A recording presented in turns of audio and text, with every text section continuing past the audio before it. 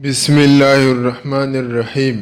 اپنے والدین کی نافرمانی کی سزا۔ حضور علیہ السلام فرماتے ہیں کہ اپنے رب کے نافرمانی والدین کی نافرمانی میں ہے، اور اپنے رب کے فرمان برداری اور رضا والدین کی فرمان برداری اور رضا میں ہے۔ نیز ایک اور حدیث میں آتا ہے کہ ایک صحابی رسول صلی اللہ علیہ وسلم آخری حالت میں تھا، مرض موت میں تھا، اور اس کی آخری حالت تھی، تو کسی نے اس کو کلمے کی تلقین کہا کہ کلمہ پڑھو، تو وہ کلمہ نہیں پڑھ سکتا تھا۔ اس بات کی اطلاع حضور علیہ السلام کو پہنچ آئی۔ حضور علیہ السلام اس صحابی کے پاس آیا اور کہا کہ کلمہ پڑھو۔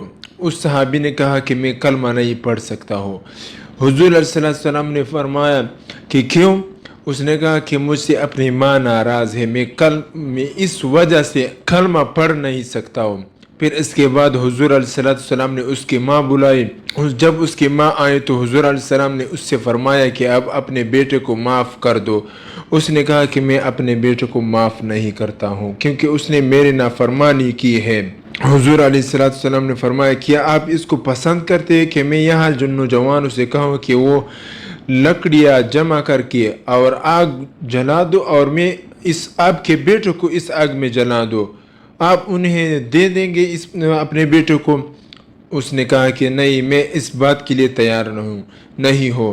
تو حضور علیہ السلام نے فرمایا کہ پھر اپنے بیٹے کو معاف کر دو، کیونکہ یہ آپ کی نافرمانی کی وجہ سے، اور آپ جو اس سے ناراض ہیں اس کی وجہ سے جہنم کے عذاب اور جہنم کے آگ میں جا رہا ہے، اور اس میں جل رہا ہوگا اگر آپ نے معاف نہیں کیا۔